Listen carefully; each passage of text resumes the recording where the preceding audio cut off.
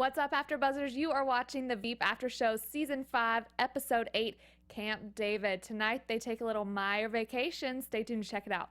You're tuning into the destination for TV superfan discussion, AfterBuzz TV. And now, let the buzz begin. Hello, everybody. Happy Sunday, and welcome back to the Veep After Show. Another amazing episode with a little shotgun accident in it. I am so not surprised that he did that. Spoiler alert, Jonah shoots himself in the foot. Literally, not figuratively, even though he's done it figuratively about 100 times by now. Before we get started, you can find us all at AfterBuzz TV on Twitter, Instagram, Snapchat. Be sure to like, comment, and download. We want to know what you think, what your favorite lines were. That's one of my favorite parts. You can find me on Twitter, Instagram, and Snapchat at April Whisenhant. And what about you? You can find me, Frank Moran. Find me on Twitter at HappyGoJackie. Oh, yeah. Do you not have an Instagram? I do. I guess I should say it's Happy Go Jackie there too. I get some. If you want to see pictures of solely food so far, I probably just you're like, I don't want to shout that out. No. Get on that Instagram with me, guys. Look at some pictures of food. I went and got some donuts earlier, so you can see some donuts always photos. Good. Yes. I love pictures of donuts. I don't put human beings in my. Just food. It's just food. It's so sad. That's the kind of gram that I like. So tonight they are all at Camp David, taking a Meyer vacation, except everybody's there. Yes. Camp David always seems like, and I guess, that shows my political weakness, is that, whatever I imagine in my head, I don't know, I imagine it's like some cool, like, party place. Yeah. Because the person just goes to get away from everything. Yeah. But it is in real life, it's like a lodge, cabin type thing, right? Yeah. Yeah, that's what I wonder where they filmed this episode tonight. I don't know, like Big Bear or something like that? Probably so. Yeah. Presumably not at the real Camp David. I would guess Obama would not be happy with that.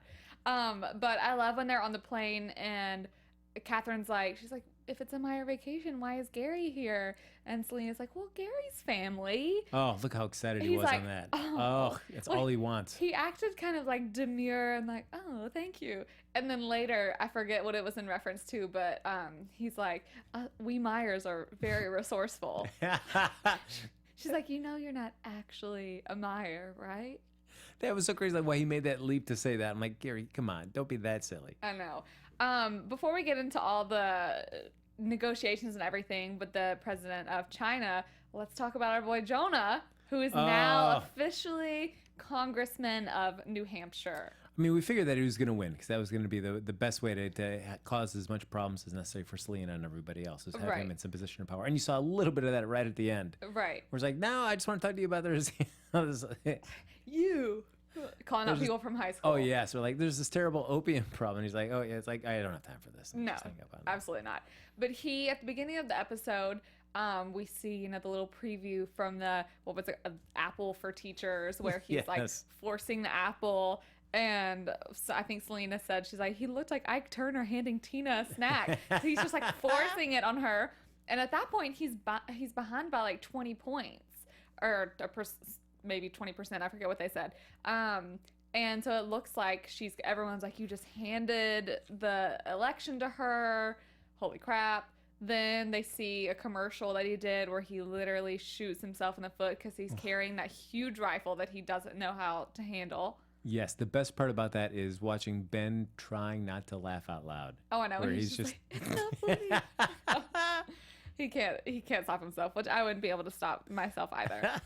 But then I also like when Richard said like, oh, but the good news is that you're only 3 points behind some guy named John H. Ryan. Oh, I know. Richard, I just love him so much. He needs to have more airtime. Yeah. But then Amy walks into Dan's hotel room. This is, I'm guessing, like the next day or something like that. And there are all of these commercials that where Mrs. Sherman was saying something about like gun control and about how she thinks guns we need to put more control. So the NRA put out these commercials on her that was like, she's gonna come after you if you vote for her. And then there's a huge poster right outside of the hotel room and everything. And then that is what ultimately leads Jonah to win.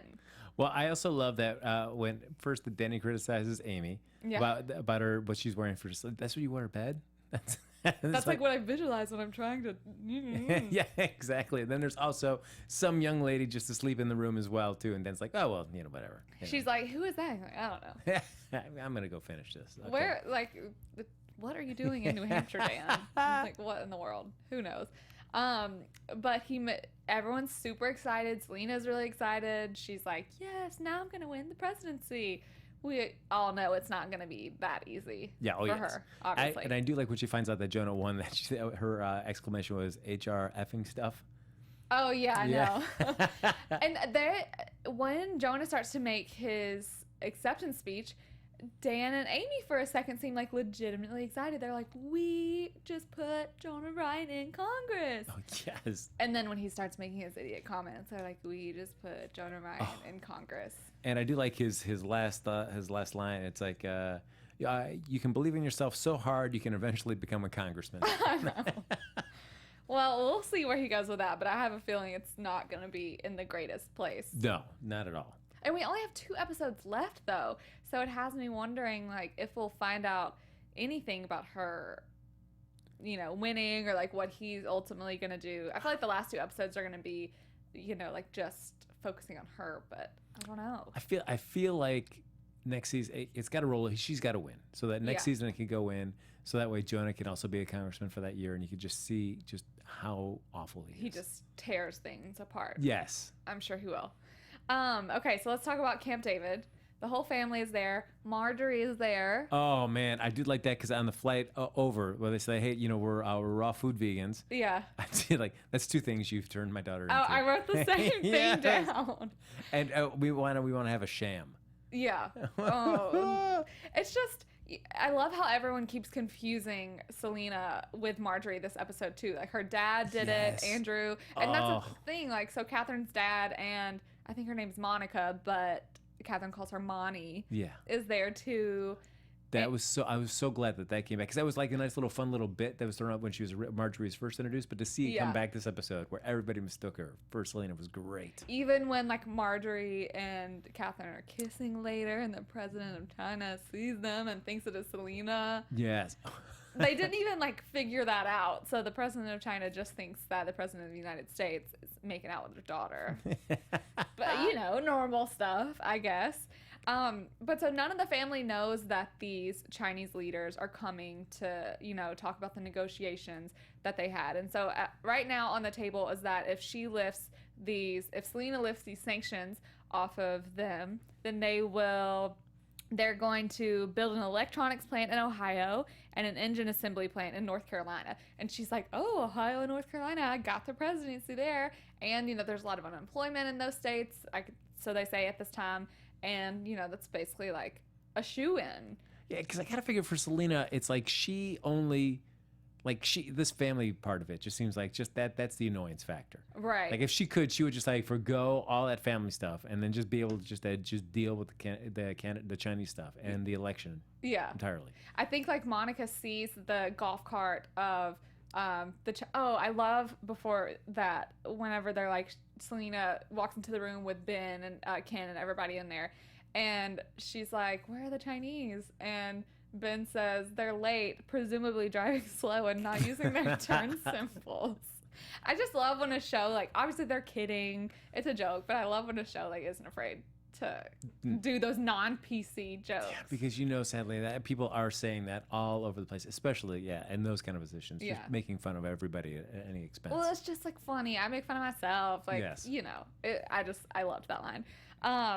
But so I think Monica walks in and she's like, there's a golf cart of Chinese men pulling up. And she's like, oh, yeah, those are the chefs and the kitchen staff. And she's like, oh, they wear very nice suits. Yeah. Oh.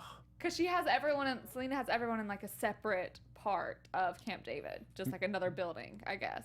It's one thing about a property that big. Yeah, you can kind of sequester people. Exactly. And only get them when you need to. Yeah. And they bring in this...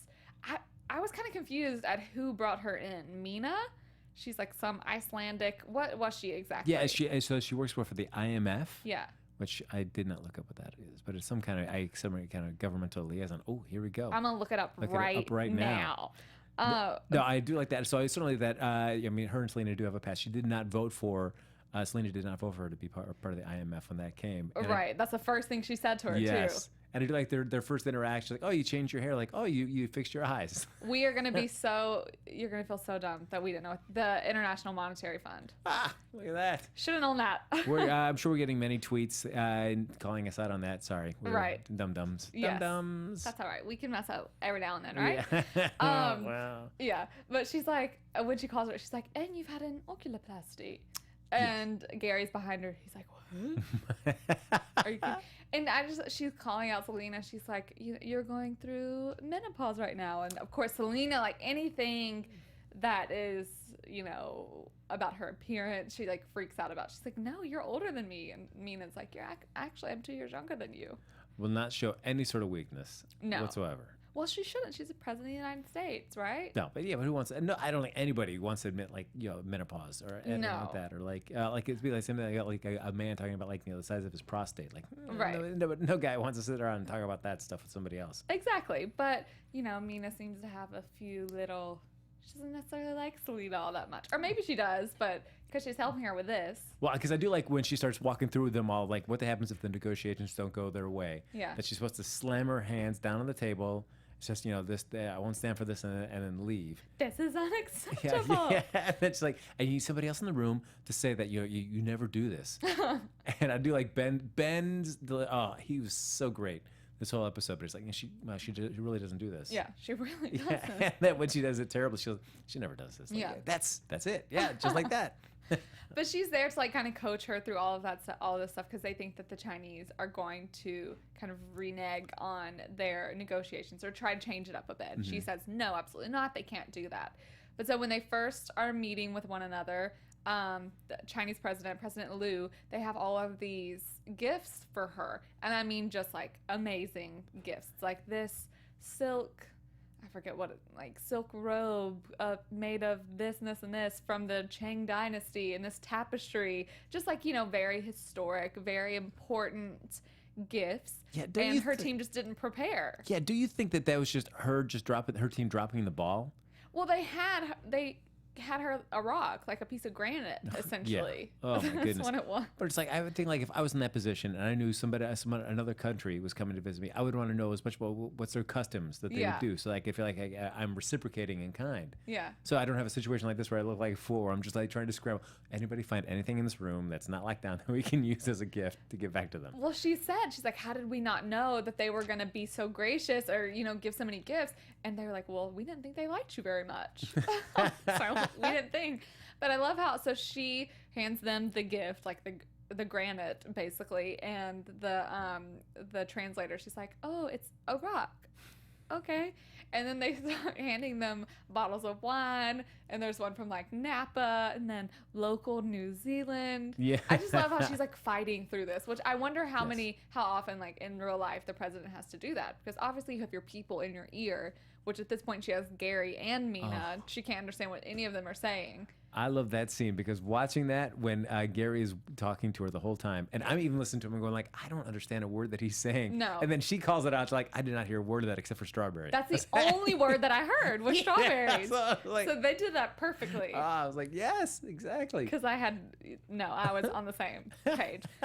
But she's having to fight through it. She's like, from local New Zealand because it's close to us and also close to Asia. Yes. And we are all locals. So she makes her way through it. They clearly just think she's crazy, though. Well, and they even comment on the way she's dressed. Right. She's dressed super casual for this. Yeah. Hey, you're at Camp David. Why not? Well, you should do that. Well, it's a family vacation for her. So, obviously they don't know that it's a family vacation for her. And they say that you look like a prisoner and a pirate and an exercise book. Because she's wearing, she looks fun. Yeah. She's wearing a sweater and black pants. All of her team is kind of wearing the same, and maybe a tie or something. But they were very professionally dressed. But then again, maybe they just don't know what Camp David is. Yeah. Who knows? Anyway, but I love when Catherine sees them. Oh, I think I already said this when she walked out, and because she thought that all of them were the kitchen staff. And so she walks up, she's like, oh, I'm so glad I'm seeing you. We're raw vegan, so no cooked anything. Everything has to be raw. And the president is just appalled because, there's this girl just like speaking to him like she has no idea who he is. But obviously she doesn't have any idea who he is. And right after that happens is kind of when they see Marjorie and Catherine kissing, but they think that it's Selina and Catherine kissing. And so they want to completely be done with the deal. And how were they trying to change the negotiations at this point? Well, because I guess the one thing that was when they saw all that is that they saw that Andrew really worm his way in with Catherine and her money and gives Marjorie a Christmas gift. Right. And Selina's like, what? We're doing that? Okay. Yeah. And so then says, all right, your gift was stuck in security. And then ends up coming back, forgets all about it, and then ends up having to give her the one of the robes that the Chinese gave her. Yeah. So. Or no, Gary just like hands it because she's like, oh, is this Marjorie's gift from security? And he's like, yeah, I guess so, yeah. And that's what they gave her. She's like, you just committed a federal crime. That's government property. Because we feel like Selina didn't care about it until it came out and saw how nice it was. You're like, ooh, that's really nice. I do not want you to have that. Oh, yeah, I completely forgot that. Selina gave them this. So they were exchanging gifts because this was like an early Christmas for them. And Catherine gave her this like golden historic pin from, I forget exactly what it was from. 1907, like the second signing at The Hague or something? I think so. So, like a very important thing. And so that's the thing that she ends up giving to the Chinese because like she just handed them these bottles of wine and the president doesn't even drink. And so I'm like, oh, Catherine will never know. But then ultimately she obviously ends up finding out. But when Andrew, Catherine's dad, gave Marjorie this, first edition poetry book from her favorite poet because he's trying to butter her up because she has all this money that her grandmother left to her. Man, like Andrew is just so like transparent. I know. It's so skeevy. He's like she has agreed to give him $2 million for a resort in Brazil, and she's like, but Daddy, he's gonna have to tear down like a portion of the rainforest for it. She's like, but Daddy, how will you be saving the rainforest if you're gonna build the resort where it is? And but she's just so easily duped. He's like, oh, okay. Which do you think is a worse parent? Like Selina, who's kind of very, very much neglectful, and doesn't really pay much attention to her, kind of finds her like more of a nuisance, rather than anything. Or Andrew, who's just always just trying to like work an angle and is only really like loving and showing affection to her because what he can get from her. Probably, I mean, neither are great, obviously, but I would maybe prefer for my parent to just think of me as a nuisance rather than to like use me or like steal my stuff. Yeah. Because that's really bad. Well, I feel like Selina can't really see Catherine as somebody like, oh yeah, she's somebody I could use. Yeah. She's not that. She's just like somebody in a civilian life, so that has really no political gain for her. But that's what made her ultimately like really get into this is unacceptable and leave because so they sit down. They were Mina had told her that they were gonna like completely change the negotiations and everything. I forget now how they were gonna change it at the moment, or they were just like taking it all away. No plants, no nothing because of how like offended they were about this incident. And that was one part I didn't like because it seemed like one of those like they were both talking about different things, like that wacky misunderstanding. Right. That scene right there just felt like so clunky. It's like, oh man, we both know you're talking about different things, but you're confusing it with each other. Well, it was one of those things like, oh, it's just say it. Like I get it's funny, but like it's like just say it, and then it's so easily figured out when it comes to like, oh, this huge negotiation with China and our government.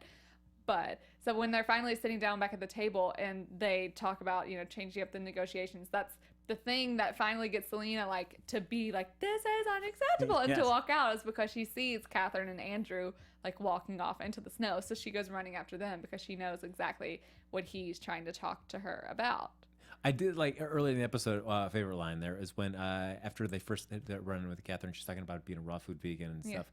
And then it's her and Mima just walking up, and it's like, oh, she was difficult even in childbirth. Do you have a very narrow vagina? Like we say in America, we say tight. Yeah. She doesn't know she's from Iceland or wherever she's from.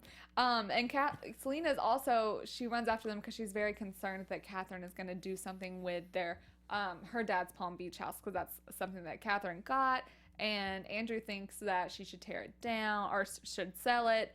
And Selina thinks that they should keep it. Come to find out, she's going to turn it into like an animal sanctuary because there's just so much land, which is great. But I'm also like, oh, it's your family home. Maybe keep that. But I don't know. Clearly, she got a lot of money, though, if she can afford to give her dad $2 million. Yeah, I mean, like, at the beginning, she's like, there's just so much money, and I just don't know what to do with it all. I'm like, wow. Save it. Must be nice. Invest it. Well, we've got fun Marjorie to help her out along the way. Yeah, Marjorie, like, makes these odd comments about her all through the thing. Like, whenever they give her the robe, she says... oh my gosh, I wrote it down and now I can't. Oh, she says it feels like it was woven out of Catherine's silken hair. Yes. And then like when Selina asked them to go chop some wood because they need wood for the fire, she's like, she could light a fire with her bright eyes or something like that. I like Selina's response. Well, that's terrifying. Yeah. But really, go. We need some wood, so go chop it. No big deal. So it ends up kind of all working out with the Chinese president, and they renegotiate things, and because they were so surprised that she, walked out because she was so offended that they were changing these negotiations, and she never does that, as Ben said. Right. They say that, as long as she drops the sanctions and meets their demands for industrial metals for the next 25 years, they are going to start talks, probably will take a long time, about essentially freeing Tibet. So Selina's like, I'm gonna free Tibet. I think Ben's like, Bono's gonna flip out. Yes, and she's willing to drop everything else. The planes in Ohio, the planes in North Carolina. Right. Everything else, just long because it's Nobel Peace Prize time. Yeah. Forget it. And then someone's like, I think Mina says something. She's like, what about all of the unemployed workers in Ohio, North? She's like, screw them. Yeah, they should have gone to college. She's like, how about to free Tibet? So that's huge, though. That is. But then whenever she later is talking to the Chinese president, that she's there and the translator's there, and then she kind of tells him, or he tells the translator to walk away because she's like, okay, so we should release a statement about this. And he's like, no, these things take time. But she says, well, something this big might get accidentally leaked to the press. And that's when he tells the translator to leave and just amazingly and miraculously starts speaking English. And he's like, that would be terrible. What would also be terrible is us leaking that you were lying about us hacking your information. And she's like, what? I wouldn't do that. He's like, we have your emails. Because I guess they did hack her after all. Well, they've probably just been hacking her the whole time. She's like, oh, okay. So no statement is even going to be made about her starting this huge, basically like revolutionary talks with China about freeing Tibet. No one will even know. I mean, even though she can't talk about Tibet, I mean, she's still getting that deal. It looks like, the plants in Ohio and North Carolina are going to happen. So with Jonah winning as well, like, I can't see how she's not going to win this then. Right. Well, 2 episodes left. Let's talk about some predictions. Ooh. Yeah. And now, your AFTERBUZZ TV predictions. So I have been talking about almost all season, like, will she lose and be Veep again? Because, we have this O'Brien, they tied. Tom James has been, they've like thrown him in there. We still don't know what he's doing with the lobbyist, but I now officially think that she's going to be elected president. But I just don't know if we'll see it before the end of the season with only 2 episodes left. Like, a lot would have to happen in 2 episodes. I mean, I wonder, she could find out she wins next episode, and then the finale is Inauguration Day? Yeah. Maybe? That's true. But I don't know. But then even after saying that, I'm like, ooh, but is she going to win? Because they haven't, they throw everything in there for a reason. So this stuff with Tom James, they're not just doing it to, have him in the show. Something's got to come from that. Yeah, I wonder, but I think the biggest thing is, how does he feel after he slept with Selina? Does that change the nature of the relationship? Yeah. Or is he fine, just I can't sleep with her and I'm cool, I'm still going to do what I want to do? Or it's like, oh no, there might be something here. Right. Maybe I'm not going to do what I was trying to do. I think he is more of a slick Rick than he seems. I think he'll be, it's the presidency. So is he going to give it up or, give up whatever he's been doing for possible love for her? You wouldn't do it, April? You wouldn't give up the presidency for love? Well, it depends on how much love there was, I guess. If it was true love, maybe. If it was just like, probably not. Yeah. If I hadn't seen this thing lasted more than like 6 months, forget it. No way. No. I'll take the presidency instead. I don't know. What do you think? I feel like Tom's got to have some sort of play. I feel like he's going to ultimately I can't see Selina not winning because I just don't see the show would not. I think the show has just been so much fun as it's progressed with Selina's career and her arc, and for her to backpedal and or to go back down to Veep. I feel like we've already seen that show already. Yeah. We haven't seen her as like the official president and what she could really do with a 4-year term. I think there's so much to be mined in that. Yeah. Just seeing this with her kind of being the president. I mean, even though it's just it's all still up in the air decided, but she's still the de facto president. Yeah. Has been so much more fun. Yeah, it really has. Yeah. I think that there are definitely places to go with her. Let's say she was Tom's Veep, because obviously we know she wouldn't be O'Brien's, but in that case that there was a tie and Congress picks Tom James, then she would be his. I think like there's a little bit of story, or I mean there's a lot of story there for sure, considering it's a 30-minute comedy show, but I think that it would, even if that happened, it would eventually lead to somehow Selina being president. Like, I don't think Tom would be president for the rest of the show. Does that make sense? Like, I think that like something would happen. He would be impeached. I don't know. I think Selina is gonna win too. But I think that there's a little bit that they could do with that. But there's just more that they can do with her being president. I prefer. It's just funny. Yeah. Like to see her making these decisions, and then like this terrible things happens, and she always somehow figures her way out of it. Because I see if Tom won and then all of a sudden something happened to him within the span of the 4 years. Yeah. We've already seen that happen with the former president. Exactly. Kind of step aside and let Selina take it. So it's like, we've already seen that version of it done as well, too. True. So it's like, I feel like she's just got to win all out and just be that president. Yeah. And to see how terrible she does at it. Yeah. It was pretty terrible. What are the odds of her if she wins but also leaves in disgrace? Yeah. Maybe that's how I don't know. Because because I can't imagine the show goes another 8 years, so you wouldn't see her go through 2 full terms. Right. So I mean, the option is what if she's only a one and done president? Would that just kill her? Probably. It's like, oh my gosh, they didn't like me enough to reelect me. That's it. I'm just one and done. Probably. Because I figure whatever the last show this season of the series is got to be her. Like that's her last day in office. Yeah. And that's and leaving. Well, time passes so quickly in this show, so. I mean, it's possible. We're like light years ahead of ourselves right now. I think she's going to be elected president. You do too. Yes. Hopefully we'll find out before the season ends. I think we will. I feel confident in that. All right, sweet. Well, definitely let us know what y'all think is going to happen. Comment. We for sure want to know what y'all think. As always, you can find us all at AfterBuzz TV. You can find me on Twitter, Instagram, and Snapchat at April Whisenhant. You can find me on Twitter at HappyGoJackie and Instagram too, guys. Yeah, look at pictures of my food. Woohoo! All right, we'll see y'all next week. 2 episodes left. From executive producers Maria Menounos, Kevin Undergaro, Phil Svitek, and the entire AfterBuzz TV staff, we would like to thank you for listening to the AfterBuzz TV network. To watch or listen to other after shows and post comments or questions, be sure to visit AfterBuzzTV.com. I'm Sir Richard Wentworth, and this has been a presentation of AfterBuzz TV. Buzz you later. The views expressed herein are those of the hosts only and do not necessarily reflect the views of AfterBuzz TV or its owners or principals.